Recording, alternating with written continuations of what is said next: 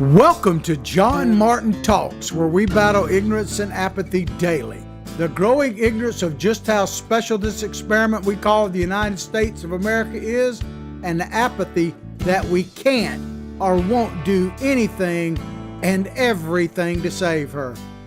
Ladies and gentlemen, I want to start out the show by acknowledging what is happening along the Gulf Coast. The border literally between Texas and Louisiana is being slammed overnight. The Laura Category 4, I believe, by the time it hit there, is wreaking havoc. We don't really have many reports yet of loss of life and that kind of thing, but they're still in the midst of this thing. So our prayers go out to the great people of the state of Texas and Louisiana and those that have yet to be impacted, going all the way up into Arkansas and perhaps over into Tennessee and everything else. So you have all of our thoughts and prayers here at John Martin Talks, I assure you. All right, we're going to talk today about GOP Day 3, baby. It was quite the show last night, culminating, of course, with Vice President Pence and Donald Trump and the first and second family, so to speak, working the crowd, the rope line after Mike Pence's great speech. It was another great night. We're going to talk all about it. But before we get into the meat of the show, I want to remind you of a great chance you have. One lucky listener is going to win this prize pack right here. This everyday carry, concealed carry prize pack, which includes the backpack and these ditties you see in front of me here. We've got a picture we'll be posting that shows you all that. It's very, very simple to win, and one person will win at the end of this month. Just go to the link. Look at the description of our show. Doesn't matter where you're watching it, whether it's on Facebook, good morning, howdy, how are you guys? Whether it's on America's Voice News later on tonight, check that out. Whether it's on John Martin's YouTube channel, just spell it out, John Martin Talks, you'll get there. You can even see us on Twitter now as I post the show up on there. But look at the description above the video and you will see two links. The first link is John Martin giveaway. Click on that link, no obligation, register to win this great prize pack. And this prize pack is compliments of our second link on there, which is our sponsor, Big Daddy Unlimited, otherwise known as BDU. There's a link to that as well. You don't have to click on there to win the prize pack. That's a giveaway. But I would appreciate it if you would at least check it out. We're in Big Daddy Unlimited Studios this morning. They help sponsor our show, help us to grow, which is what it's all about. Click on there for 99 cents, virtually a free trial for 1 month, and then it's $10 after. You will be able to purchase factory direct pricing on any kind of Second Amendment item you can imagine, from guns and ammunition delivered right to your door, to tactical gear like we're giving away here, to swag and everything in between. It's 99 cents for the first time. Click on there. And then after that, it's $10 a month. And I will tell you up front, our show gets $4 of that every time you renew that. But you'll not only help the show, but I guarantee you, you'll be helping yourself, because once you see the prices there, you will realize that you are saving so much money that the cost of admission, so to speak, is negligible at best. Check it out, the giveaway and the sponsorship. All right, let's get on with the show. This is from a Politico article. I have to use certain articles as a template. Somebody asked me, why do you use like Politico and all that? Well, I find that using some of these liberal publications, first of all, there's far more of them. And secondly, it gives me a point counterpoint, because usually I don't agree with what they're saying, which gives us a little fodder for the show. So this is from Politico, and it's talking about GOP Day 3. China bashing, Biden attacks, and a big vaccine promise. Key moments from the GOP convention. Kellyanne Conway, one of President Donald Trump's fiercest defenders, gave one more official boost, and we're going to talk more about her in a little bit too, to her boss during the third night of the Republican National Convention. And boy, what a night it has been. One of the things that has come out now, and I don't know about the numbers from last night, but you know, the first night, according to the mainstream media, the first night showed lower ratings, and I was a bit surprised by this, than the Democrats' first night. But there's good news in that the ratings on the second night jumped and were actually higher, as I understand it, than the DNC's numbers, which is good news. Not only that they jumped, but it tells me that people tuned in the first night, started talking about what they had seen. People heard about what was happening on the mainstream media and were extremely interested and came to watch it. That is big, man. To me, that is huge. It's the trend up. So I would assume the third night, given what we happened on the second night, is the same thing, but we don't know yet. But back to the story here. It's talking about Kellyanne Conway. As she prepares to leave the White House at the end of the month, so they're saying this is probably her last hoorah.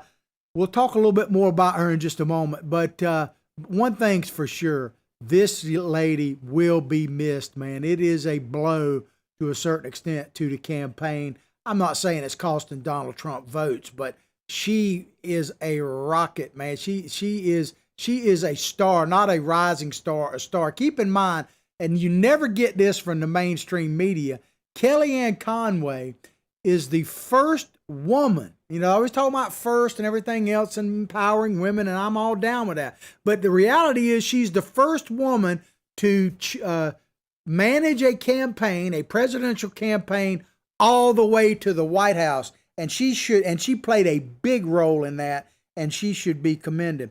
But she was just back to the article, she was just one of Trump's high-profile female aides who vouched for him on Wednesday, and that's very true. There were quite a few, while also bashing China and sharing personal tales of adversity. So a lot of the women that spoke talked about challenges they've had to overcome, very personal, some professional, that kind of thing. But this term bashing China, because they say that throughout this article, and the pundits were talking about it last night, that it was a China bashing night at the GOP. I'm not really here to dispute that, but at the same time, is it really bashing China to simply tell the truth about what happens there and what their role is in the pandemic and trying to bring down the United States and pretty much the rest of the free world? Is it bashing if you actually tell the truth? I don't know. Maybe you can help me figure that out. Wednesday's agenda was billed as the land of heroes. So last night they had this idea that America is the land of heroes. As opposed to what? As opposed to what the Democrats' mantra is now? If you hadn't heard me say this, then it's about time you did. First of all, welcome to the show. Where you been? Howdy, how are you? The truth starts now. You're in the right place. But I've been telling you the Democratic mantra for a while now, and going in and coming out of the DNC just proved me correct. Their basic platform is America sucks. It's always sucked. It sucks for some more than others. And if you vote for the Biden-Harris ticket and the rest of the Dems, we'll make sure you have equity in that it will suck for everyone equally. That is basically the game plan. Excuse me, I got to make a little adjustment here of the Democratic Party. Well, the night kicked off with South Dakota Governor Kristi Noem, and I hope I'm saying her name right. I'm probably not. But let me tell you, this lady is, in my mind, I got a new nickname for her because I've been watching her for the last several months. She has become America's governor. She may be, and I love our governor, Ron DeSantis. He has just been great for Florida, a great leader. But this lady right here, she really is the voice of mainstream American thought, if you will. Not just the right, but if you really believe in the exceptional, that America is exceptional and a unique experience, and that we are that beacon, that shining light on the hill, then Miss Noem is the governor of South Dakota. She is your guy. She is your gal. She is your American man. She is Americana, and I tell you what, she is amazing to me. She has a very bright future. I could literally see her being president of these great United States one day. South Dakota Governor Kristi Noem, as I say, I call her America's governor, kicked off the night by condemning violence in American cities, which was pretty much a theme throughout the night, while referencing the writings of former President Abraham Lincoln during a similar period of unrest. Noem said he, talking about Mr. Lincoln, was alarmed by the increasing disregard for the rule of law throughout the country. He was concerned for the people who had seen their property destroyed, their families attacked, and their lives threatened or even taken away. These good people were becoming tired of and disgusted with a government that offered them no protection. And she went on to say, does that sound familiar? History does sound familiar. History repeats itself. You know, there's that famous sign basically that if you forget your history, you're doomed to repeat it. But you know, I've thought about that. And in fairness to young people right now, they're not forgetting their history. They're simply not being taught the accurate American history, that there was a history before like 1970. And I'm all for teaching the good, the bad, and the ugly of American history. Don't sugarcoat it. Don't leave anything out. I will put our history against any part of humanity from the beginning of time to now myself. But our children are not being taught the true history of America, period. And no wonder they don't have a lot of pride in our country sometime, and they're angry, and they think that China may be the answer because they're being taught false history and not the true history of America. So you can't, and Ronald Reagan warned us about this long ago when he said basically, and I'm chopping it up quite a bit, where he basically said that freedom is not just passed on into the bloodstream, that it has to be taught, or if we could lose our freedom in one generation. And that was brought up a couple of times there. As a matter of fact, Miss Nome brought it up indirectly, and you'll see right here. The governor from South Carolina described a nation on the precipice of splitting at the seams. I don't think you can hardly argue that. Similar to when Lincoln took over as president. We are definitely in a cultural civil war right now. There's no doubt about that. And are we going to be in a shooting civil war? It could be, as I continue to say it, but if I say it, it bears repeating. We need to man the political ramparts now, or we're going to have to man the real ones again. And that would be a dadgum shame, because that price has already been paid, but we may have to pay it again. I don't know. I hope not. The governor asserted that U.S. could lose its greatness in a tiny fraction of the 244 years it took to build up. She said, if we continue down the path taken by the Democrats and their radical supporters, we could lose America. That's basically what she's saying. Democrats and their radical supporters. Well, let me ask you, some people have said, pundits were saying, oh, that's not fair and that's an overstatement. But I ask you, how would you describe the current crop of Democrats? I'm not talking about everybody who's registered a Democrat. I'm talking about the leadership from Nancy Pelosi and Chuck Schumer right on, and Chuck and it's a myth, Nadler and Shifty Shift, and you just the squad, as I call them, the Twitter twats, all the way to the Biden-Harris ticket or the Harris-Biden ticket, depending on how you look at it. How would you describe them if not radical? I mean, to me, they are the epitome of radical. They want to fundamentally change America, which means do away with the U.S. Constitution. That's what that means. I mean, they basically told you that for the last year that America sucks. I mean, so I don't know. How would you describe them? Chime in on Facebook or whatever you're watching on, whether it be Citizens for Trump. Good morning. Howdy, how are you? Of course, John Martin Talks. Like it, share it with others.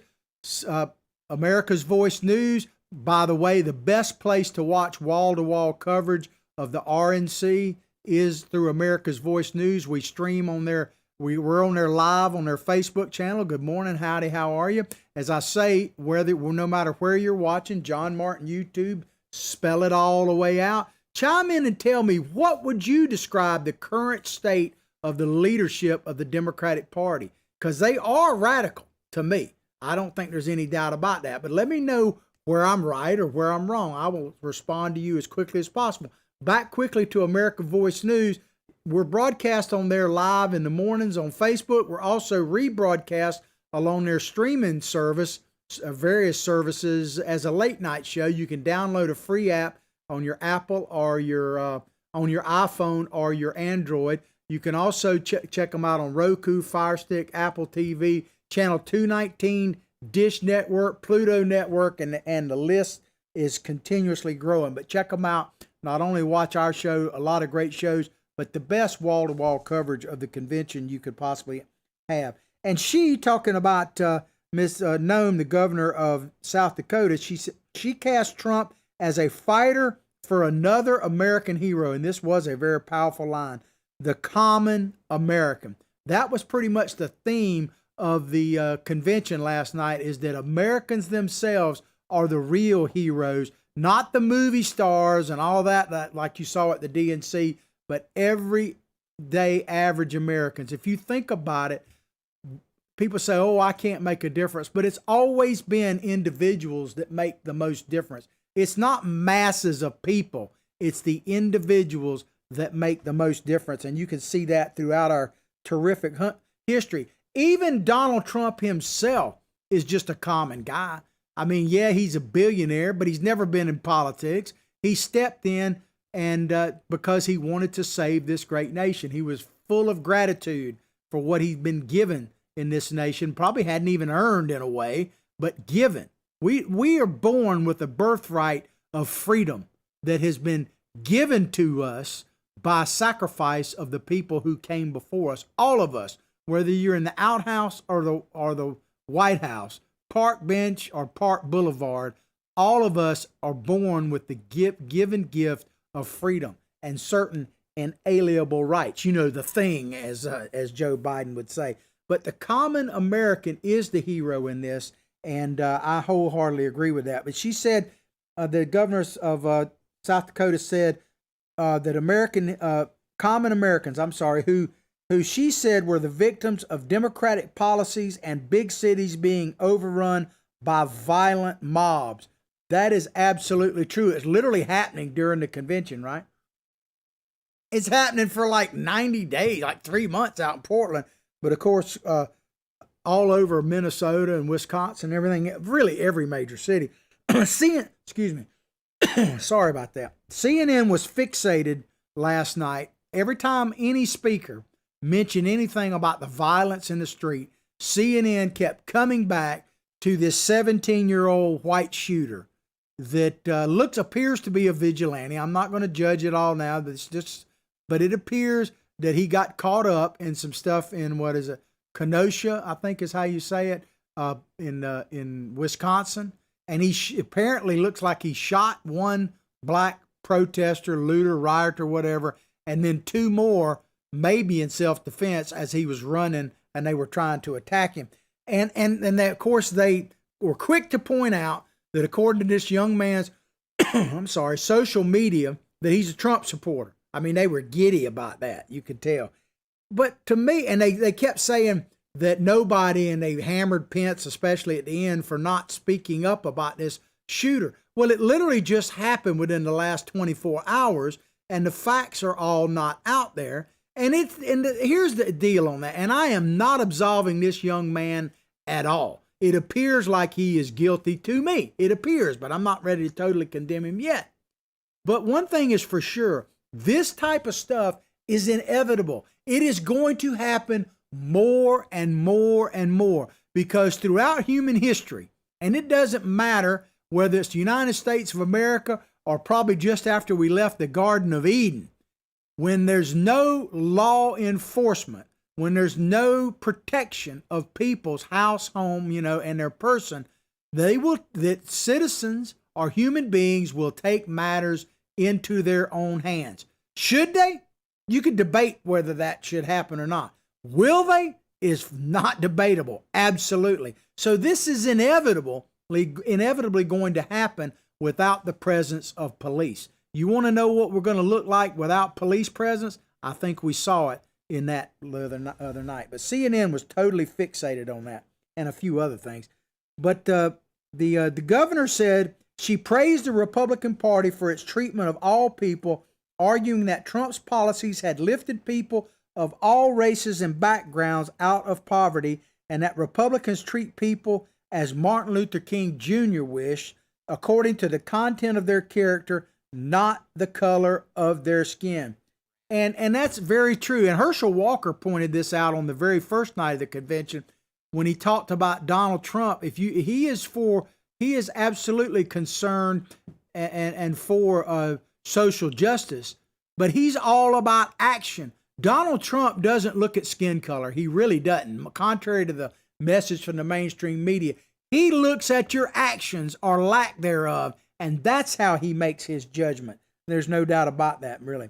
Senator Marsha Blackburn, she's from the great state of Tennessee, compared Democrats who want to lock down the country in response to the coronavirus to communist China, the China bashing, I guess, and accused the presidential candidate Joe Biden of being soft on Beijing. In other words, soft on China. Well, you know, he is. He is soft on China. First of all, they didn't even talk about China hardly at all during the Democratic National Convention. But remember, I'm going to show you a quick snippet here of a video of Joe Biden when he was actually, before he went into the basement, when he was actually out campaigning, and you can kind of see why they kept him in the basement. But he talks about China as being a threat to America. Check it out. China is going to eat our lunch? Come on, man. They can't even figure out how to deal with the fact that they have this great division between the China Sea and the mountains in the west. They can't figure out how they're going to deal with the corruption that exists within the system. I mean, they're not bad folks, but guess what? They're not competition for us. I think they actually figured out the part about corruption, Joe. Just pay you and your family off, and that pretty much settles the corruption issue. But he mocks at China. Come on, man. They ain't nothing to it. They ain't no threat to us.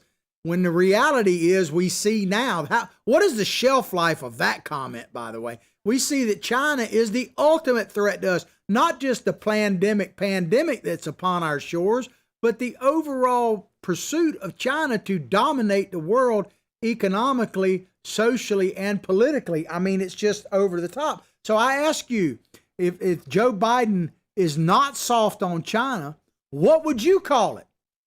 Let me know.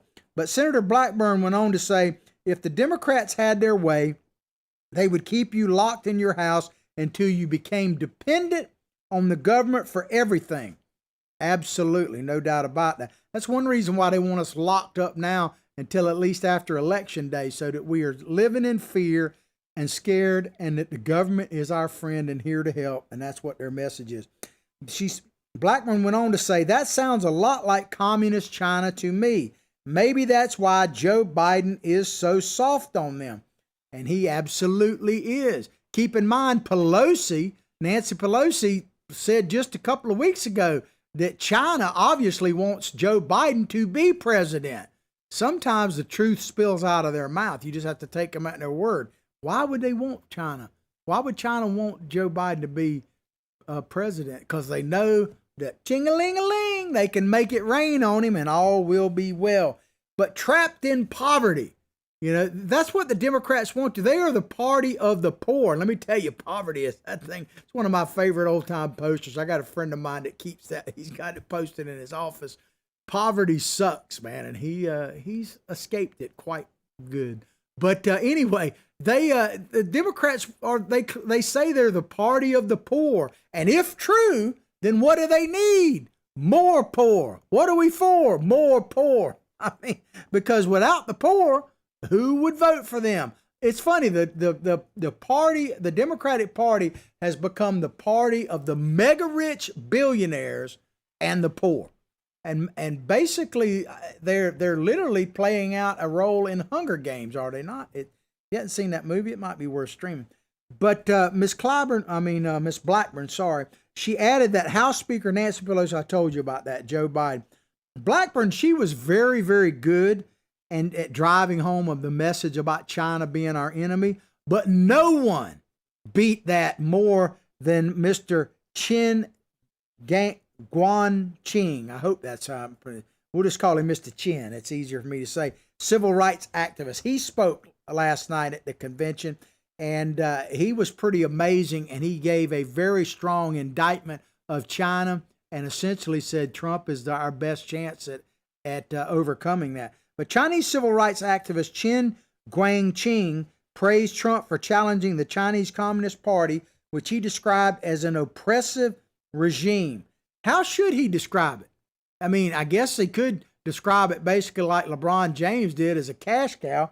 But, I don't know. This man, I'm going to take his word over LeBron James anytime, anywhere, or certainly Joe Biden. But Chen was prosecuted by the Chinese government after speaking out about human rights injustices. They don't like that too much there, including the one-child policy. Do you know what that is? The one-child policy basically made it so that Chinese women, female babies, were basically aborted or thrown in the ditch. And that's why they had like 10 or 20 million more men in China than they do women. No wonder they're all marching in goose step and lockstep. They're pretty frustrated, right?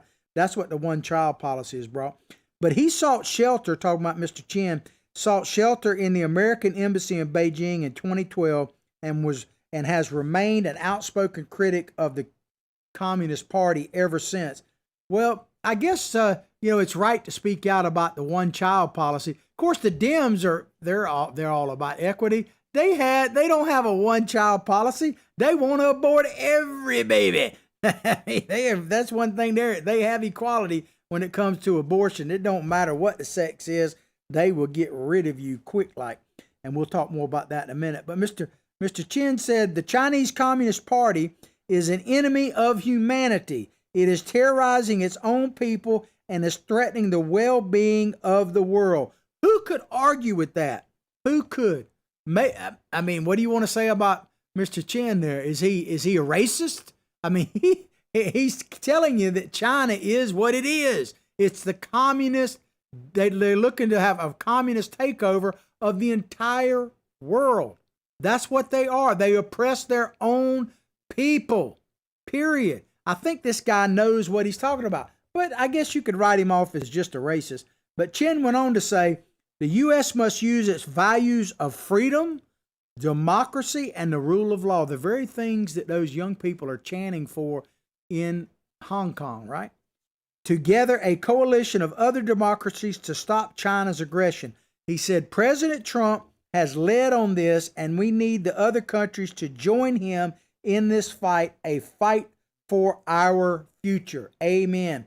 Amen. And like I say, I'd rather have, I'd take Mr. Chen's word over King James, LeBron, anytime. And oh, by the way, how about the NBA?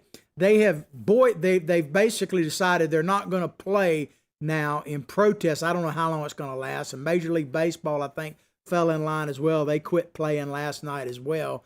And they're going to, for protesting what happened in, Kenosha, Wisconsin. I sometimes get those names wrong.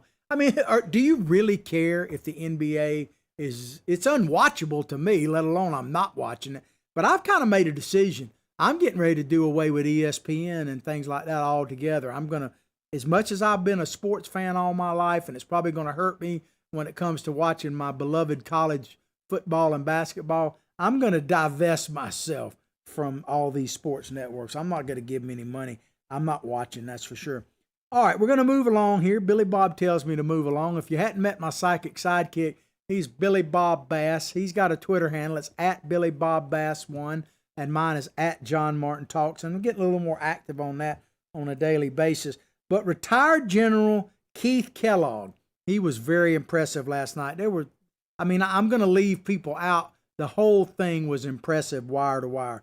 But Mr. Kellogg, General Kellogg, is a national security advisor to Mr. Pence, said that voters should reelect Trump because he has made the U.S. safer and kept troops out of needless conflicts. There's no question about that. As I've been saying, President Trump deserves a Nobel Peace Prize. Now, I don't think he's going to get one. He probably won't even get nominated for one. Keep in mind, Obama literally got nominated for having a cup of coffee. Let me get my Nobel Peace Prize out the way. Yep, that qualifies me right there for the Nobel Peace Prize, at least as much as Obama, probably more so. But President Trump, man, he is a peacemaker. Mr. Kellogg went on to say, Trump is no hawk. I love this comment here. No hawk. He wisely wields the sword when required, but believes in seeking peace instead of perpetual conflict. And that last statement there, seeking peace, talking about Mr. Trump, instead of perpetual conflict is the reason why you have never Trumpers and Democrats joining together. One thing that Mr. Trump has exposed among many is exactly the threat come true that Dwight Eisenhower actually told us was coming to pass in his outgoing speech when he was leaving the presidency. He warned us of the military-industrial complex. If you have not seen that video, I've played it from time to time. It's kind of lengthy, but you owe it to yourself to watch that, the farewell address of Dwight Eisenhower, where he talks about the military-industrial complex. It has come to pass without a doubt. And that is why, if you want to know why they freak out when President Trump talks about moving 50 troops out of harm's way in Syria, which actually worked out pretty well, while they all, both sides of the aisle, just went ballistic over that, saying it was just a betrayal, it was, going to destroy our foreign policy and everything else. It's because they're all on the take from the military-industrial complex, man. But General Kellogg also slammed John Bolton in his remarks. And it kind of reminded me, why didn't Bolton speak at the DNC? With all those other Republicans jumping up there, all those warmongers, why didn't he speak up there? Mr. Bolton, you don't hear his name actually invoked much over the last few weeks, do you? Your star has faded, sir, and I hope it just fades totally to gray.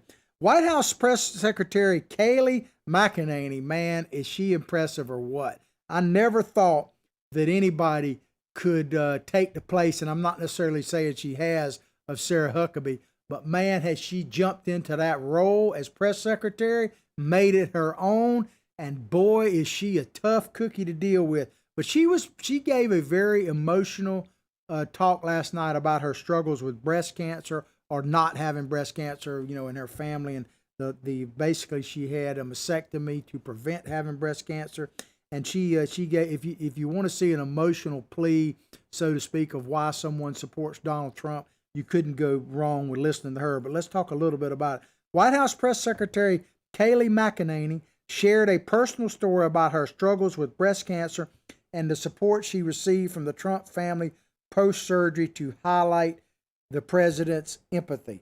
Now, it was personal, it was real, it was tough. She basically said that Donald Trump and Ivana Trump reached out to her right after her surgery, and she'd only met the president a couple times, really didn't think that he knew her that well, but that he told her he cared about her, prayed for her, and was with her, and what that meant to be. But she's been fantastic, is the best word to describe in her role as press secretary. One of my favorite parts of the night was old Lou Holtz, man. Lou Holtz, if you don't know who Lou Holtz was, he came to fame big time as coach of Notre Dame. He later on became the coach of South Carolina here in the SEC, and that's where I kind of got to know him. I used to not like Holtz that much. Oh, it was football related. My biggest gripe with him was at Notre Dame. He was a number one cheerleader for Notre Dame, and he should be, but it kind of went over the top a few times when I didn't think they deserved where he was trying to put them. But I understand why. But I have come to greatly admire Mr. Holtz, the football coach and the man himself. He is an amazing guy. But boy, did he blast a few shots into old Joe Biden. If Joe Biden wants to take anybody behind the gym, like you said about Donald Trump, it'd probably be Lou Holtz. But I bet old crotchety Lou Holtz, man, who looks like he's just one big piece of gristle, I bet he would give Joe a run for his money if Joe could even remember who he is. But Lou Holtz, the former head football coach of Notre Dame, took a swipe at Biden's faith, and he did, in fairness, he did, saying the Democratic presidential candidate is a Catholic in name only. Man, that is big. That is big. Is it fair? I don't know. It may or may not be, but it is a body blow, man. In part for why he said this about Biden, in part for what he called the most radical pro-abortion campaign in history. And there's no question about that. There is no question about that. There was a nun who spoke. Her name escapes me at the moment. But this lady, man, she was dressed in her habit. And boy, I don't know if she makes a habit of saying what she said last night.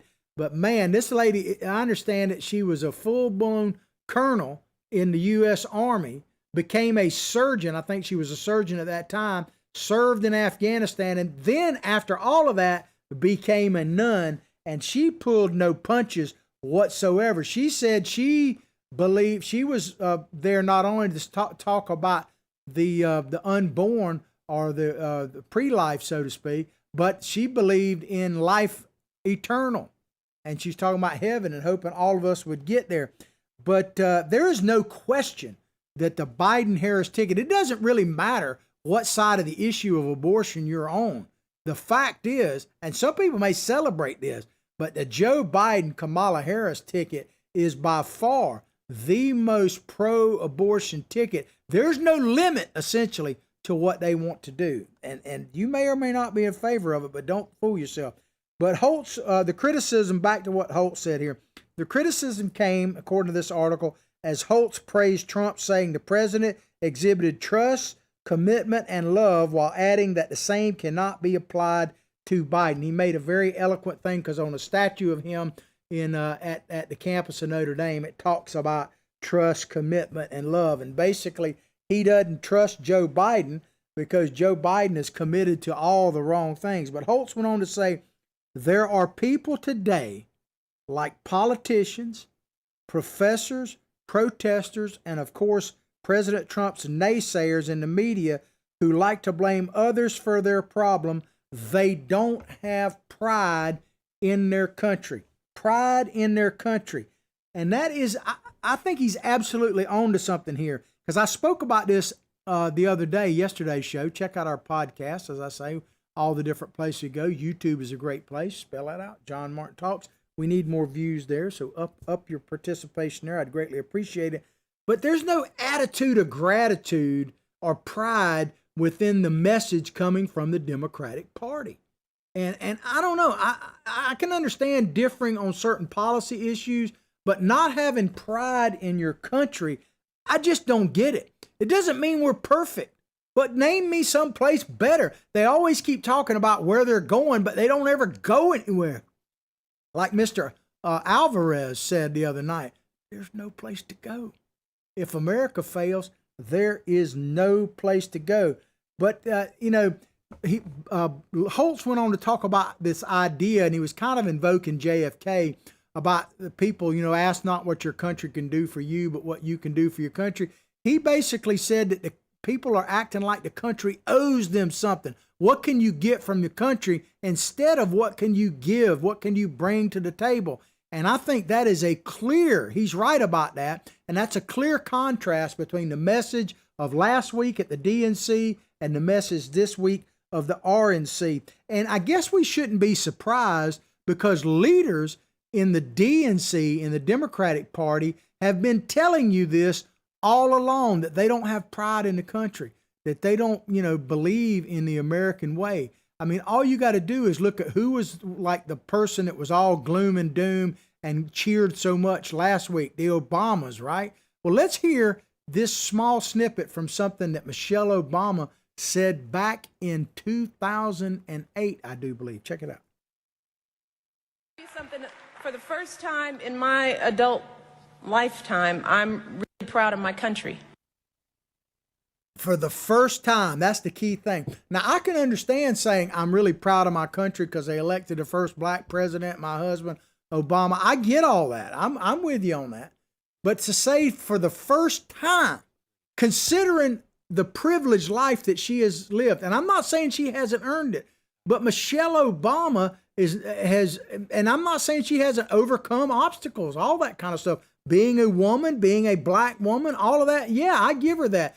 But to me, Michelle Obama herself, love her, hate her, or whatever, the fact that she could rise to the level of prominence she has on the world scene, and she is a world figure, there's no doubt about that. You may not like her, but it's just a fact, and we deal with facts here. To me, It's kind of like what Governor Cuomo said about, America's never really been that great. When you look at the Cuomo family, their story is a testament to the greatness of America. The Obama story, Michelle's personal story, is a testament to the greatness of America. If you can't be proud in the fact way before you got to be First Lady that you even had a chance to become First Lady or an attorney and everything else in this great country of America, everything about her life is something to be proud of personally. I just don't understand this idea that there's something wrong with saying, God bless America.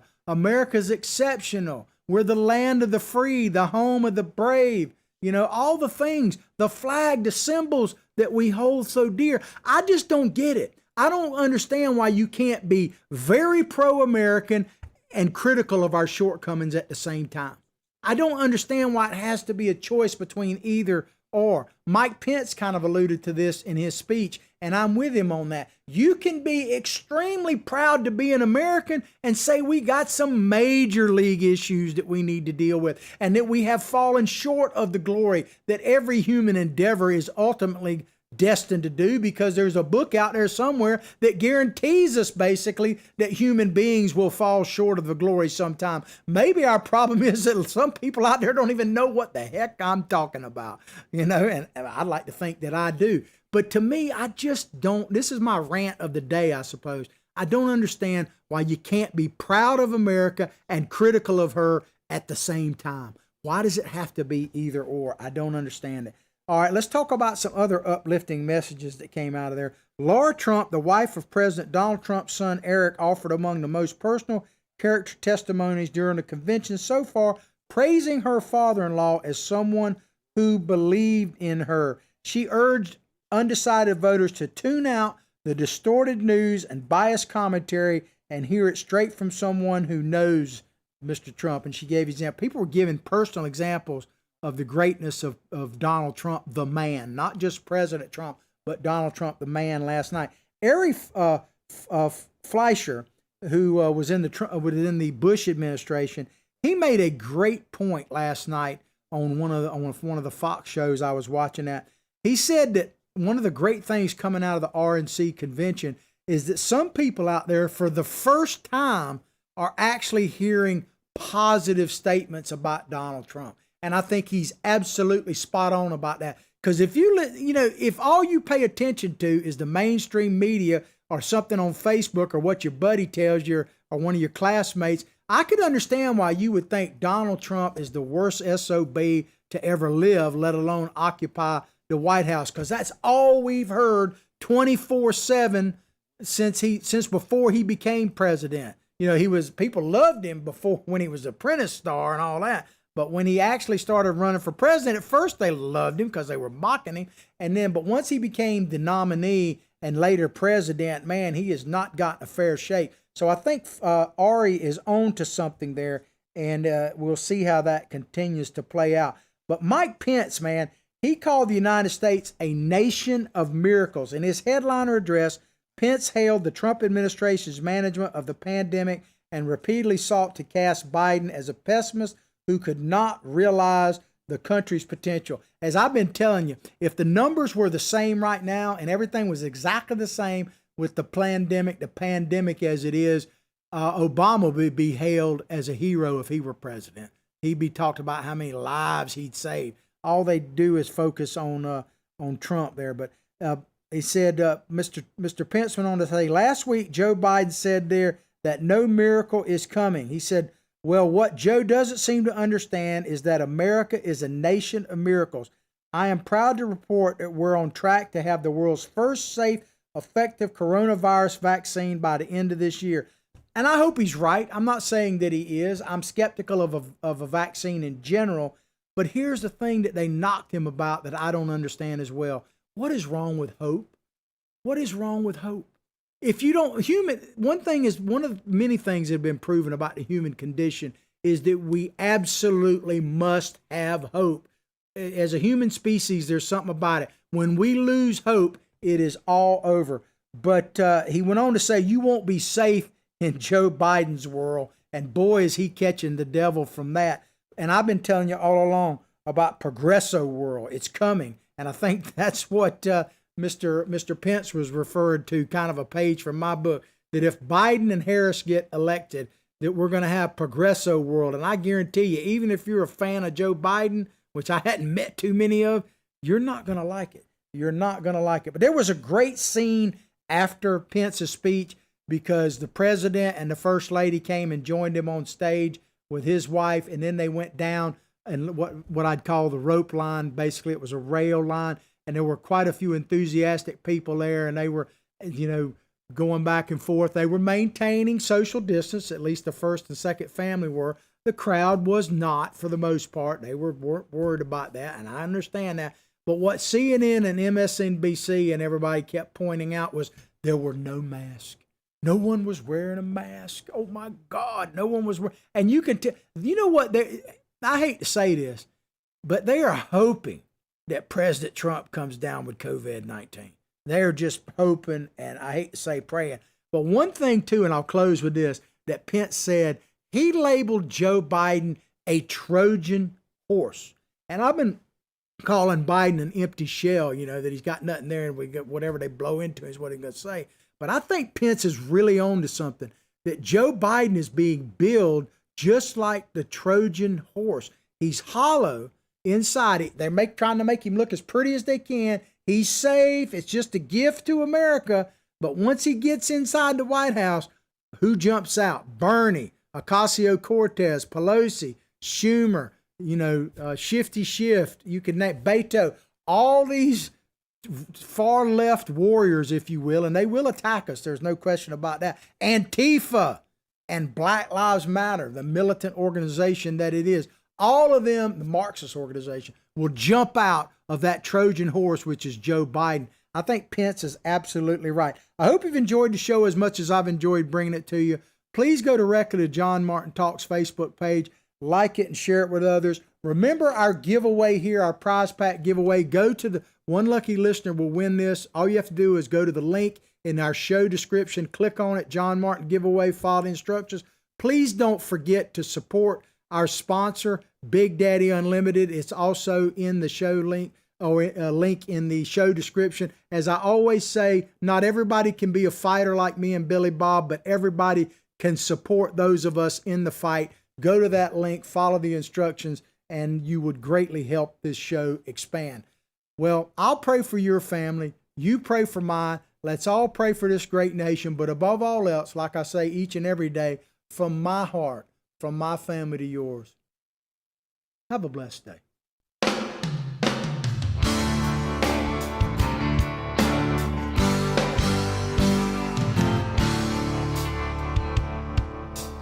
Thank you.